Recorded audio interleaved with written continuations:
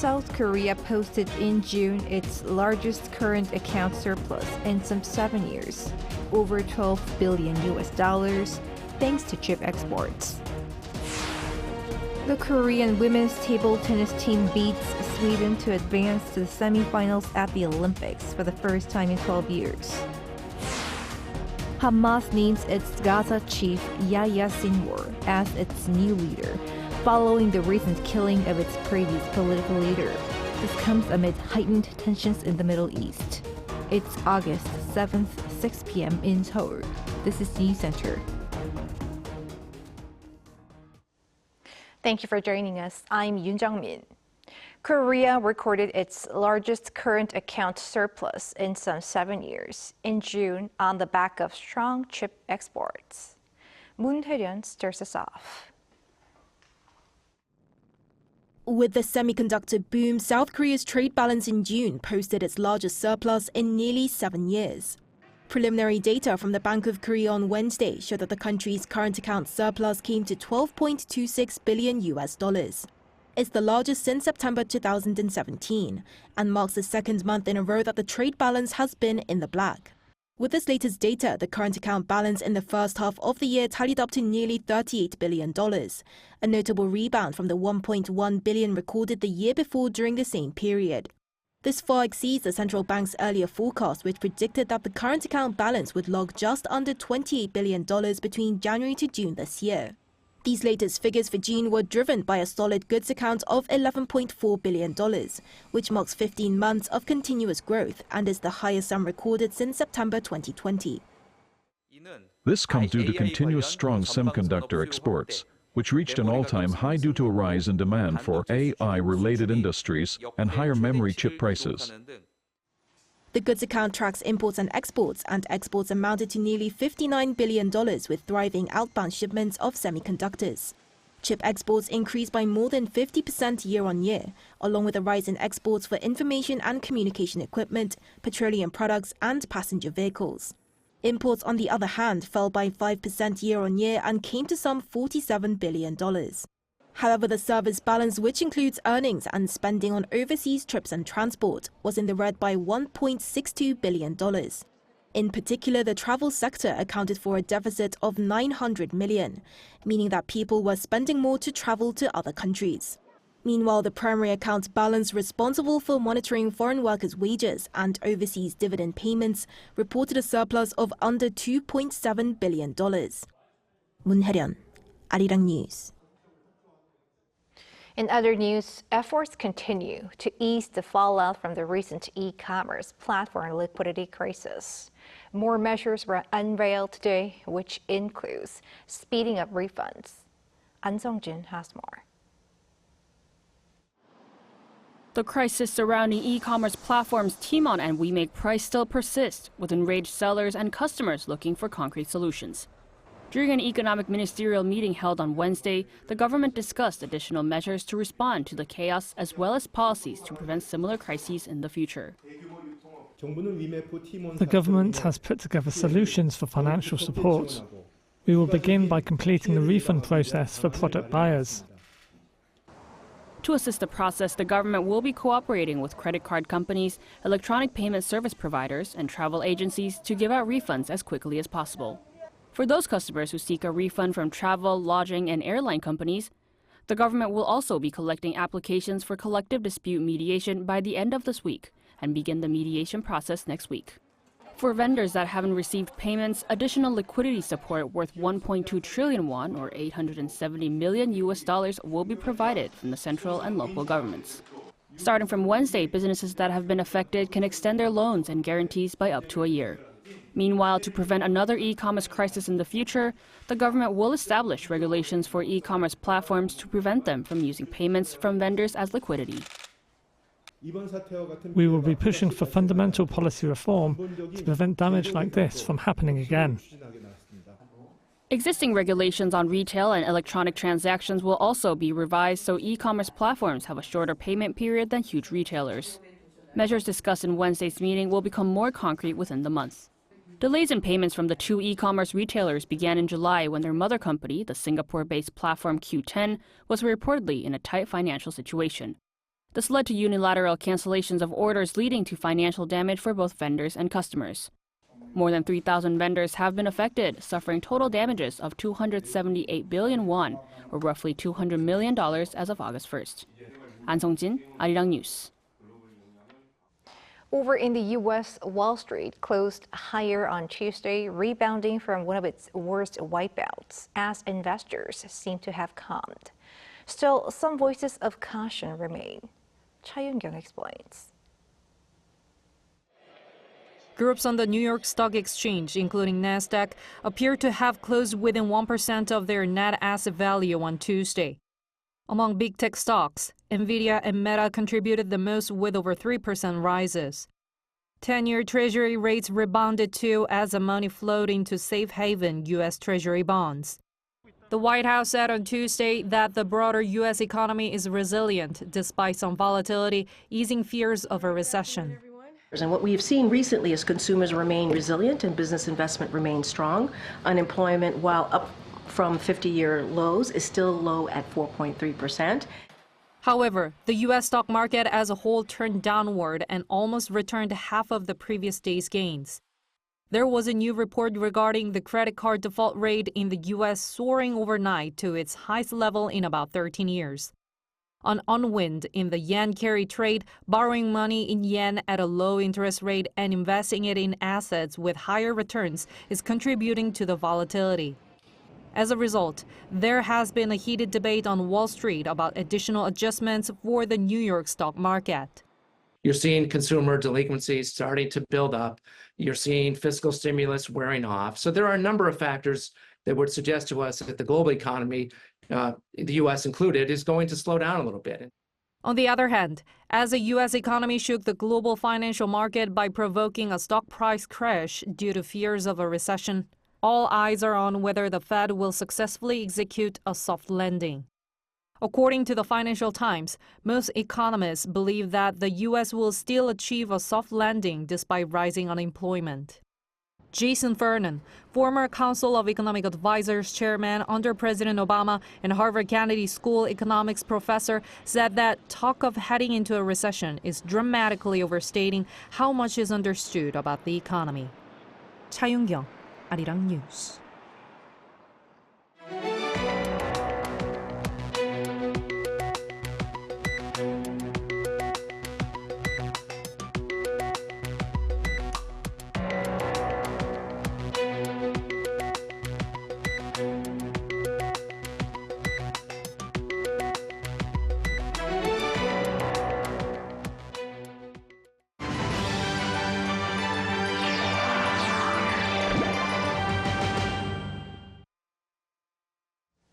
Korea's female table tennis team players are advancing to semifinals, warming up for some tough matches ahead.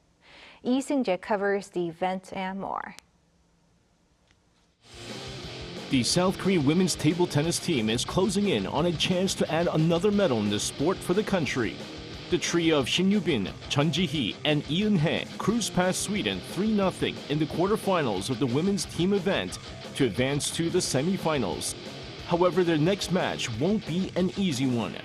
South Korea will play the winner of the quarterfinal match on Wednesday between China and Chinese Taipei, as the top-ranked China is favored to win. China boasts the top 3 singles table tennis players.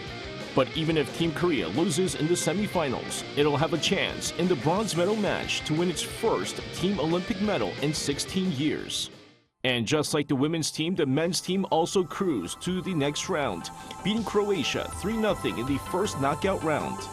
The trio of Chang Woo-jin, Cho Dae-sung, and Im Jong-hoon defeated Croatia in straight sets, advancing to the quarterfinals. But advancing to the medal rounds will be tougher for the men's team, as they're set to face off against the table tennis powerhouse China in the quarterfinals. Since the men's team event's Olympic debut in 2008, China has won every gold medal so far. Over on the men's 3-meter springboard event, South Korea's Woo Ha-ram and Lee Jae-kyung advanced to the semifinals on Tuesday, with the top 18 divers out of a pool of 25 advancing to the next round. Woo finished 12th, while Lee finished 16th. Wu finished fourth in the event during the last Olympics in Tokyo, the best Olympic performance by a South Korean diver. South Korea will look to add a few more medals over the next few days with Taekwondo and women's golf competitions starting on Wednesday. Taekwondo will begin with the lightest weight class at under 58 kilograms, as Park Tae-jun is considered a medal hopeful. Meanwhile, former world number 1 Ko Jin-young and 6-time LPGA Tour winners Kim Hyo-ju and Yang Hee-young will be competing in the women's golf tournament on Wednesday. South Koreans failed to medal in the last Olympics in Tokyo. South Korea currently has 11 gold, 8 silver, and 7 bronze medals in Paris, with the chance to add a few more to their tally. Lee Seung-jae, Arirang News. Staying with the Paris Summer Games, South Korean archers have once again proven they are the best, having swept gold medals. Behind this incredible result were careful, unseen efforts. Choi Soo-hyung takes a closer look. In this Summer Olympics, Korean archery won gold medals in all 5 events, coming first in the men's and women's team events, individual events, and the mixed team event. Those results mean Team Korea has maintained its dominance in the Olympic women's team event, where it has won gold at every Olympics since Seoul 1988, when the event was first introduced. The men's team also secured a 3rd consecutive team victory following wins in Rio de Janeiro and Tokyo. Why is Korean archery the best in the world? First, the Korea Archery Association has supported the athletes with a meticulous management system. It's often said that becoming a national team member is harder than winning an Olympic gold medal because the national team selection is based purely on objective scores. As a result, top athletes with remarkable abilities continue to be nurtured across generations. In addition, Hyundai Motor Group, which has been supporting archers with innovative technology for 40 years, played a significant role. For this Summer Olympics, they created self-adjusting shooting robots, serving as a practice partner for Korea's world-class archers and helped them maximize their abilities. The robots automatically calculate wind, temperature, and humidity and demonstrate a high accuracy rate with an average score of 9.65 points, allowing athletes to train as if in real competition. Customized 3D printed bow hand grips were provided to each athlete to ensure the most comfortable draw, and a camera-based heart rate sensor monitors the athlete's conditions. To ensure perfect preparation, the Korea Archery Association created a replica of the Esplanade des Invalides Stadium in Paris, where the archery events took place.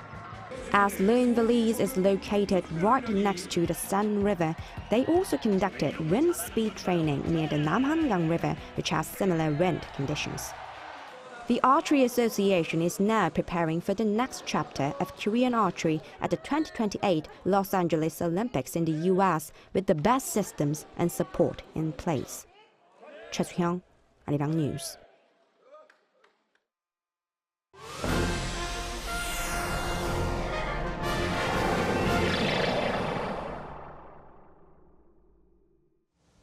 In the Middle East, the man who planned the October 7th assault against Israel has been named as the new leader of Hamas amid heightened tensions in the region. Pei Yun-ji has more. Hamas has chosen Yahya Sinwar as its new leader to replace Ismail Haniyeh, who was assassinated in a presumed Israeli strike in Iran. 61-year-old Sinwar is seen by Israel as the mastermind behind the planning and execution of the October 7th attack, when Hamas killed more than 1,000 people and took over 200 others as hostages. Sinwar has not been seen in public since the devastating attacks, defying Israel's attempts to kill him since the start of the war. The appointment of the new Hamas leader comes as Israel braces for a likely attack from Iran and Iranian-backed Lebanese group Hezbollah. Iran has reportedly vowed to carry out a revenge attack against Israel over Haniyeh's killing in Tehran, and Hezbollah also threatened to retaliate in response to the killing of its military commander by Israel last week, without specifying the form or timing of the attack.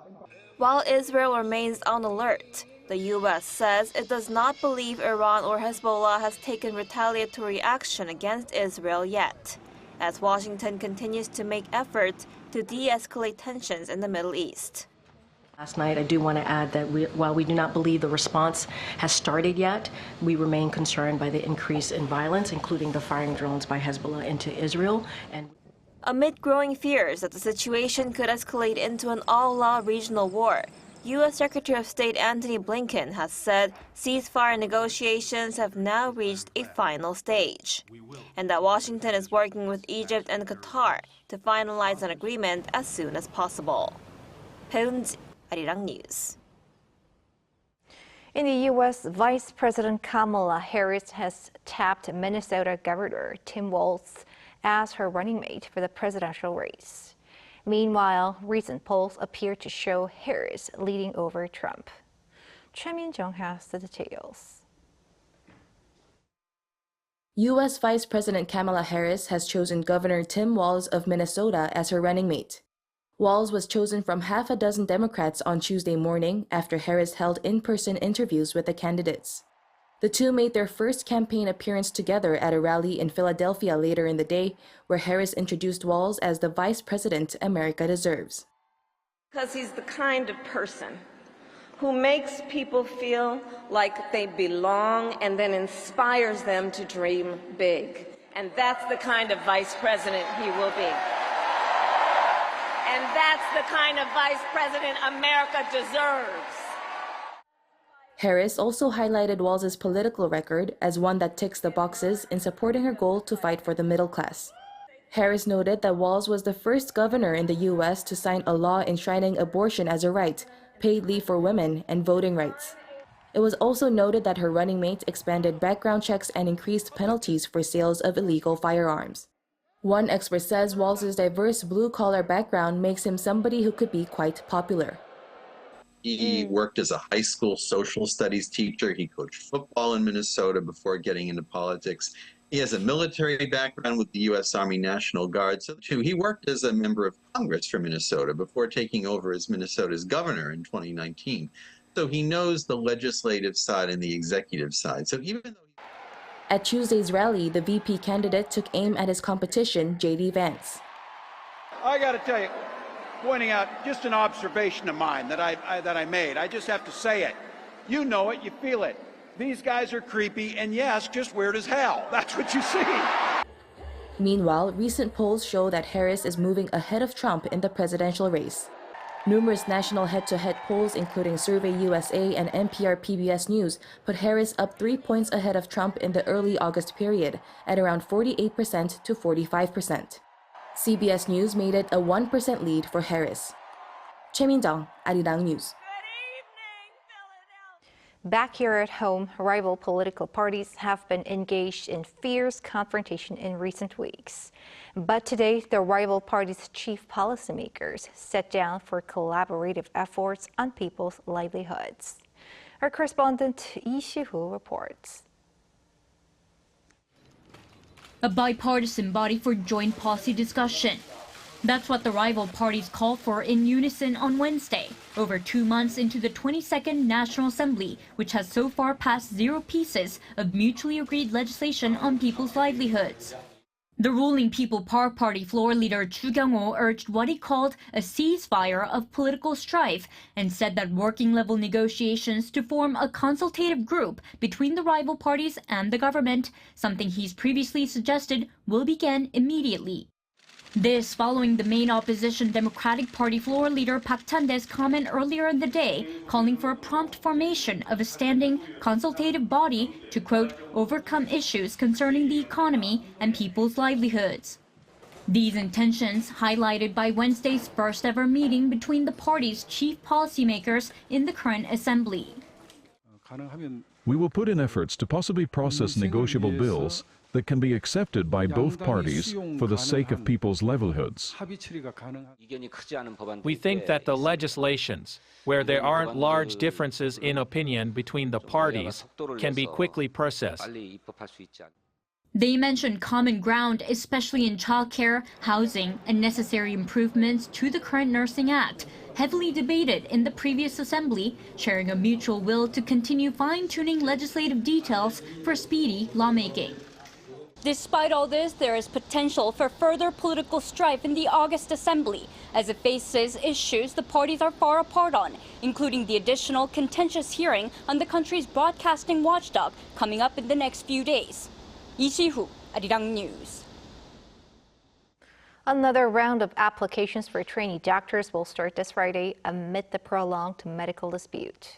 The Health Ministry stated on Wednesday that this decision comes amid efforts to provide an opportunity for trainee doctors to return. The ministry added that this would be their last chance to return as the training period starts in September. The recruitment process is to be completed by the end of August. Recruitment for the second half of this year originally closed last month, but the application rate was only at around 1%. Out of the 5,700 that resigned since February, just 91 trainee doctors applied during the previous recruitment round. Samsung Electronics has addressed speculation that a version of its fifth-generation high-bandwidth memory chips has passed Nvidia's tests for use in its artificial intelligence processors. Samsung says that the verification tests are still underway, with major clients effectively denying the claims, while Nvidia has declined to comment. On Wednesday, a Reuters report cited anonymous sources saying that the two companies will soon sign a supply deal for the South Korean tech giant's 8-layer HBM3E chips, with deliveries expected to start by the fourth quarter of 2024. Since last year, Samsung has been striving to meet Nvidia's chip standards to compete with local rival SK Hynix in the AI memory chip market. Hyundai Motor Group won 17 Newsweek Autos Awards this year, marking the highest number of these awards the group has ever won.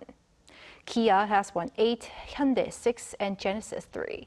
The awards were given out in 13 categories based on consumer purchasing behaviors. Hyundai's Elantra was recognized as the best vehicle for first-time new car buyers and the top pick for urbanites, while Kia's Sportage was recognized as the best car for commuters. Hyundai Motor Group recorded the most awards for 3 consecutive years from 2021 to 2023 at the awards. This year, it tied for the lead with Toyota.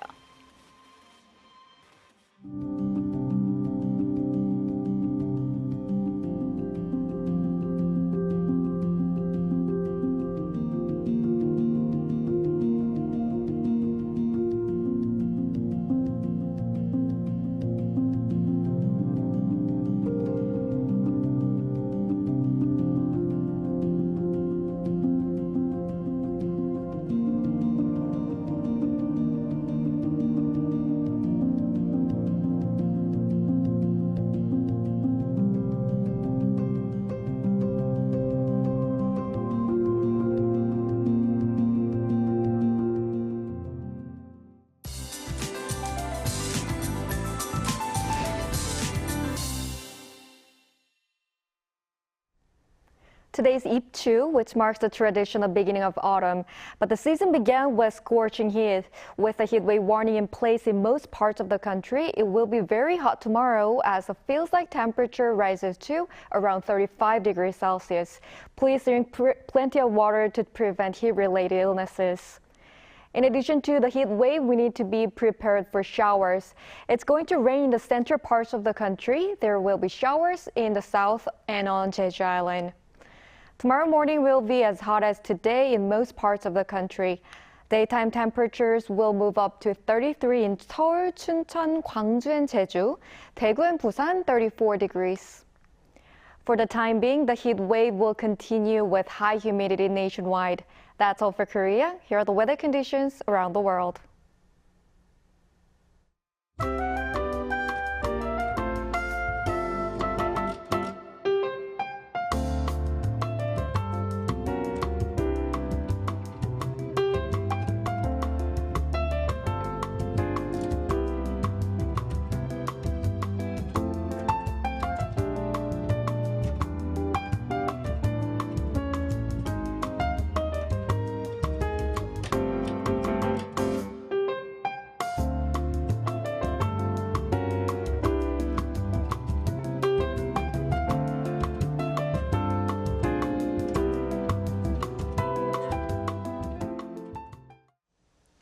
That is Newscenter for tonight. Thanks for watching.